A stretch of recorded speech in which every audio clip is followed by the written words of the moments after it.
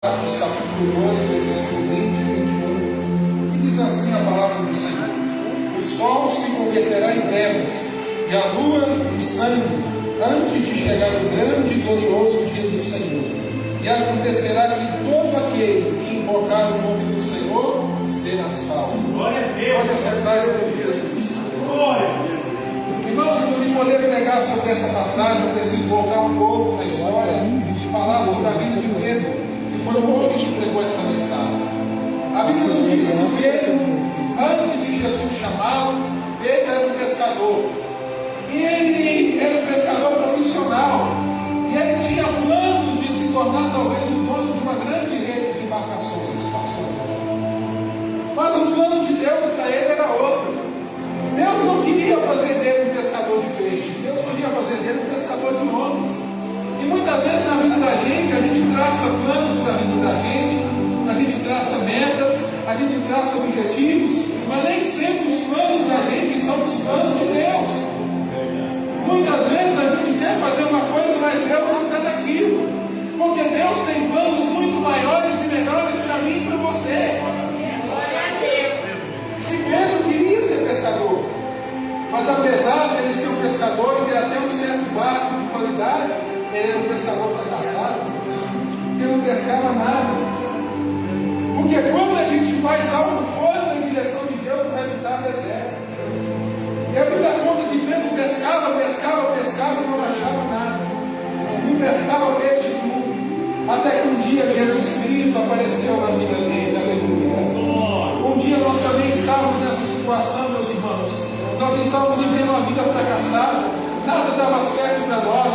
Por mais que a gente se esforçasse daí para frente, nada dava certo. Até que um dia Jesus Cristo apareceu na nossa vida e mudou. E quando Ele entrou na nossa vida, tudo mudou. Mas será que Ele entrou na nossa vida só para agora a gente ficar testemunhando que Ele mudou a nossa vida? Não, é para a gente ir lá fora alcançar quem está lá fora também.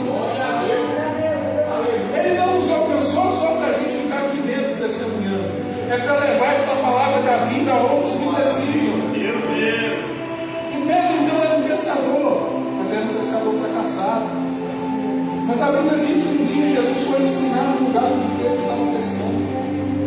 E Jesus fala para ele assim: pega a sua rede e lança ao mar para pescar. Mas aí Pedro tenta questionar o Senhor e fala assim: mas mestre, toda noite nós temos trabalhado para pegar um peixe e não temos conseguido. E quantas vezes nós, irmãos, questionamos as ordens do Senhor? Deus nos dá uma ordem e a gente questiona e fala: ah, Senhor, mas o Senhor não está vendo a situação? O Senhor não está vendo que não dá certo? O Senhor não está vendo que isso não vai acontecer?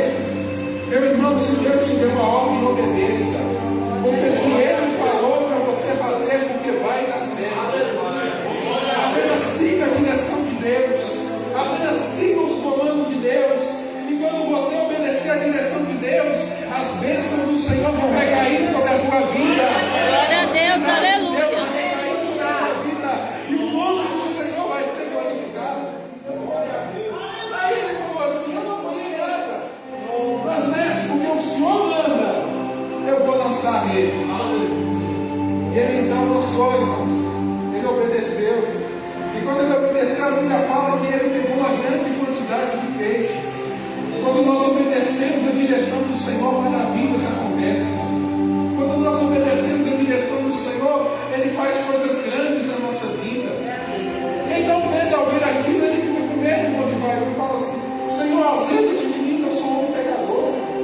Mas aí Jesus fala para ele assim: não temas, a partir de hoje tu serás pescador de homens. E ele começa o seu ministério. Mas Pedro era problemático. Pedro dava muito trabalho no Senhor. Pedro era aquele tipo de homem que uma hora ele oscilava.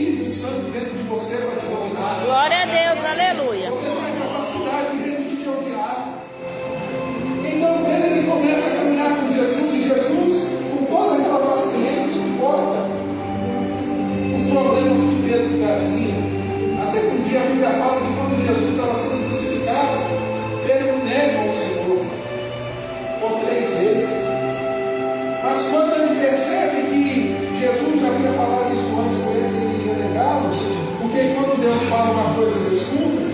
Pedro chorou amargamente e se arrependeu.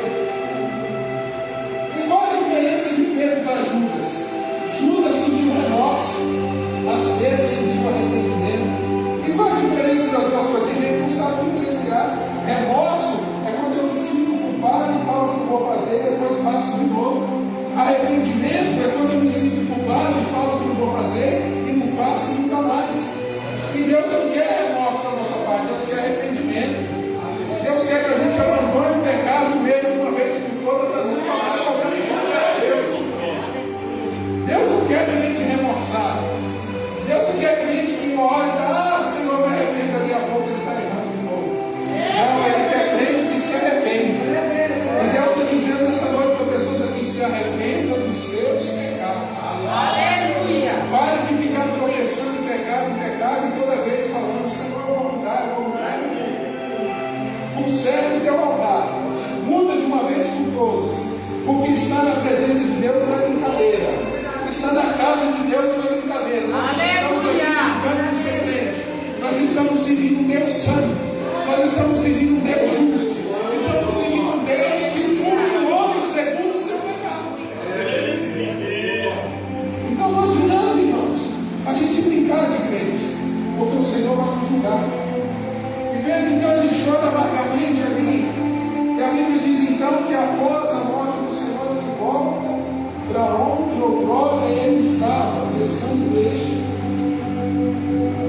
Quantas pessoas, irmão Alexandre, que após uma grande decepção da igreja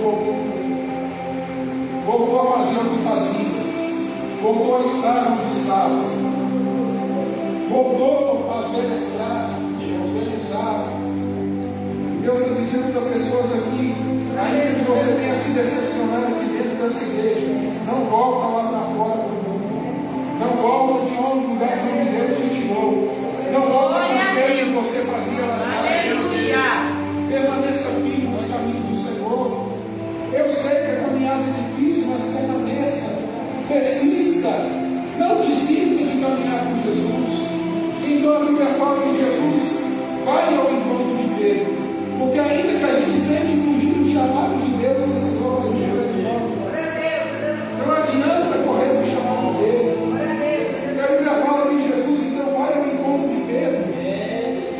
E a mesma situação que aconteceu lá atrás, acontece de novo.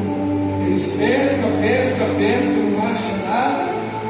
Aí Jesus aparece e fala assim, lança a rede do lado direito, vocês vão achar. E quando eles lançam, eles pegam uma grande quantidade de peixe. Sabe o que Deus está dizendo para pessoas aqui nessa noite? Teve coisas que Deus fez por você lá no passado, que Ele vai fazer de novo nesse tempo. Glória a Deus, aleluia. Teve coisas que Deus fez lá atrás pela tua vida, que Ele vai repetir de novo. Aleluia. Porque o mundo fala que um raio não cai duas vezes no mesmo lugar. Mas quando se trata das coisas de Deus, Deus faz cair 2, 3, 4, 5, 10. Ele vai repetir a bênção na sua vida quantas vezes for preciso. Glória a Deus, aleluia. Eu não sei qual é o milagre que Deus fez lá atrás que hoje você precisa que Ele faça de novo. Mas Ele vai fazer. Ele vai fazer. Glória a Deus. Ah, mas eu não acredito mais. Eu estou pegando uma palavra que não volta vazia. Eu sei que aquilo que eu estou falando aqui vai acontecer na tua vida. Ele vai se cumprir na tua vida. Glória a Deus, aleluia. Jesus chama Pedro e fala, Pedro, vamos jantar. E ali Jesus fala para Pedro, Simão, me amas?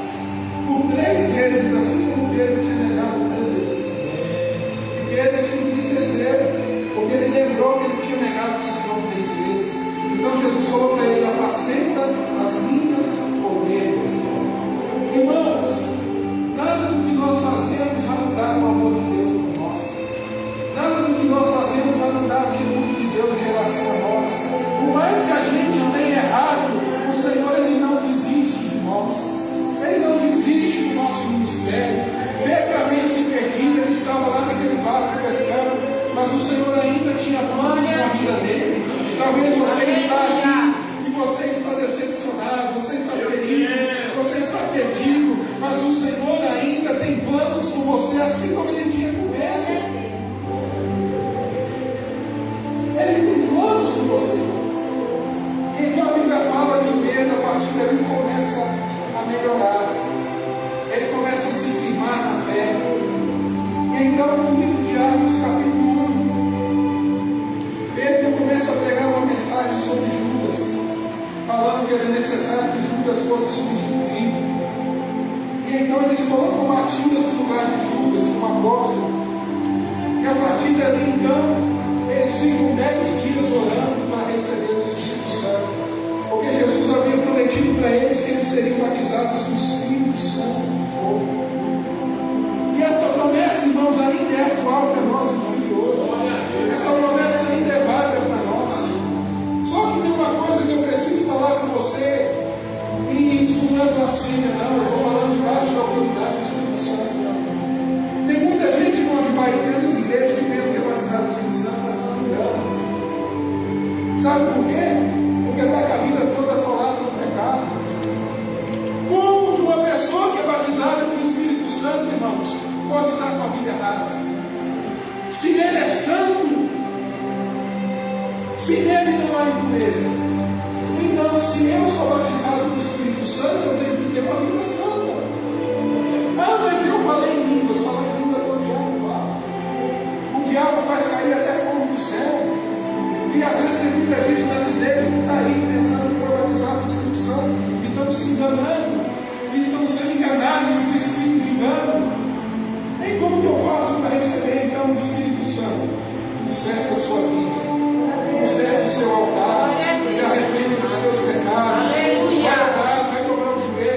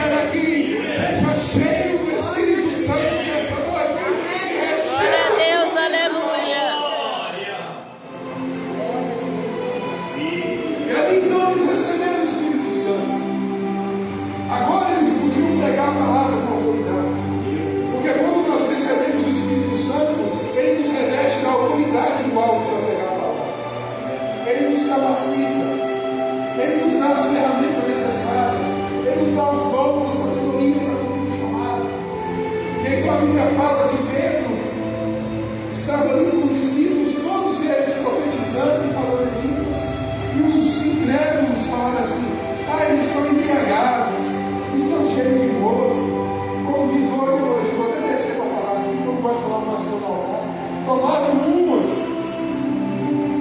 Porque o homem natural, ele nunca vai entender as coisas dos filhos de Deus.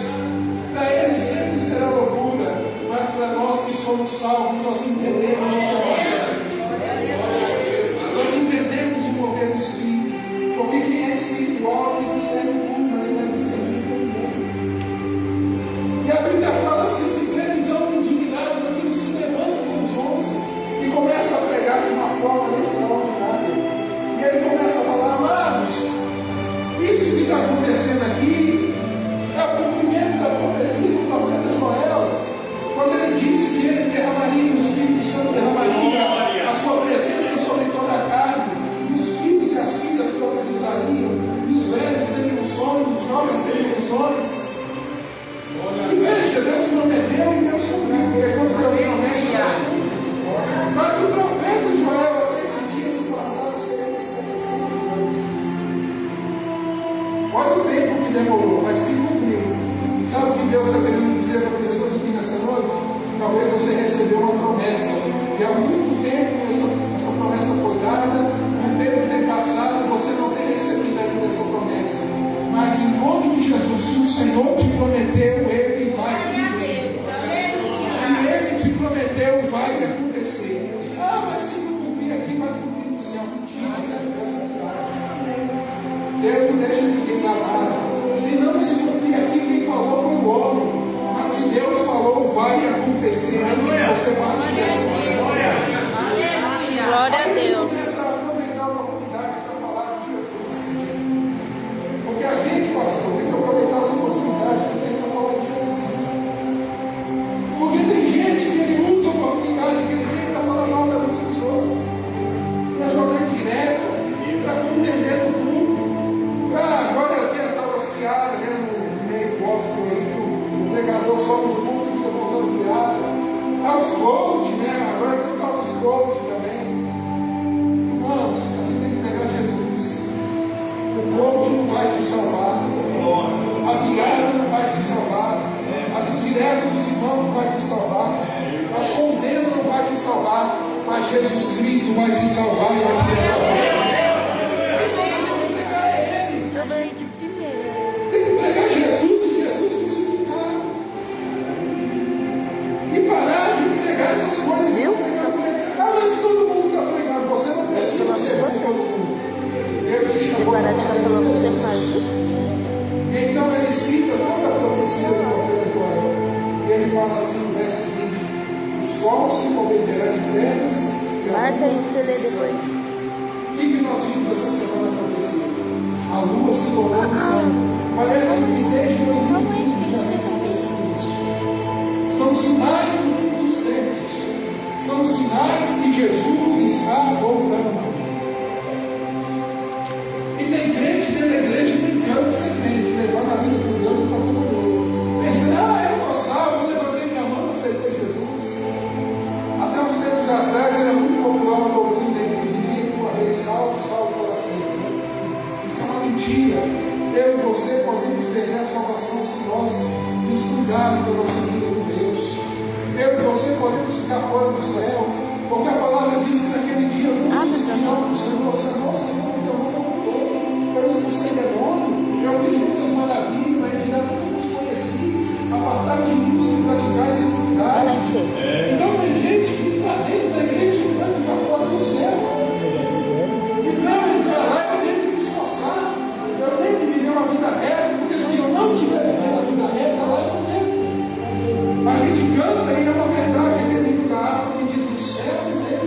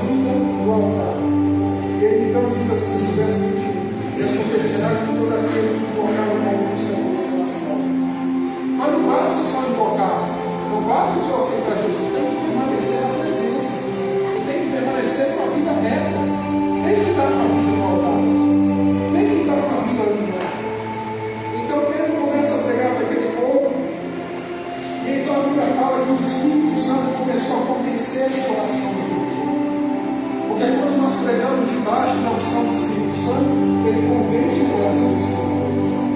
E aqueles homens se convenceram e falaram: o que faremos, irmãos? Aí Pedro falou: arrependemos e sejam batizados em nome de Jesus Cristo para o perdão dos pecados, e recebereis o dom do Espírito Santo.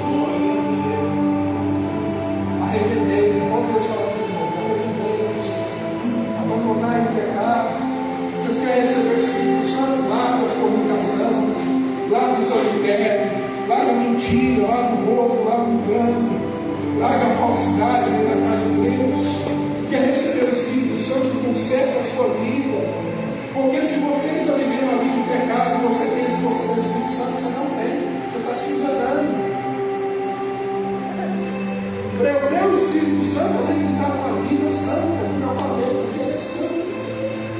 E ele não compactua com o pecado. Paulo fala que comunhão pode ter a luz com as trevas, que concorde a alma santuário de Deus com os ídolos, o puro com o que é impuro. Não tem como as duas coisas comunidade juntas. Ah, mas o fulano falou em línguas e profetizou. Como eu falei, isso acontece em universidades. E nós precisamos, irmãos, andar em multidão, porque Jesus está voltando. Glória a Deus, aleluia. Naquele dia muitos ficaram fora do céu. E se nós quisermos entrar no céu, nós temos que ser batizados com o Espírito Santo. Nós temos que ter o selo da promessa. E para isso Deus tem deu a vida dele. Então ele começa a falar para eles que eles tinham que receber o batismo do Espírito Santo. E a Bíblia fala que ele resolve aquela geração a respeito da perversidade do coração deles.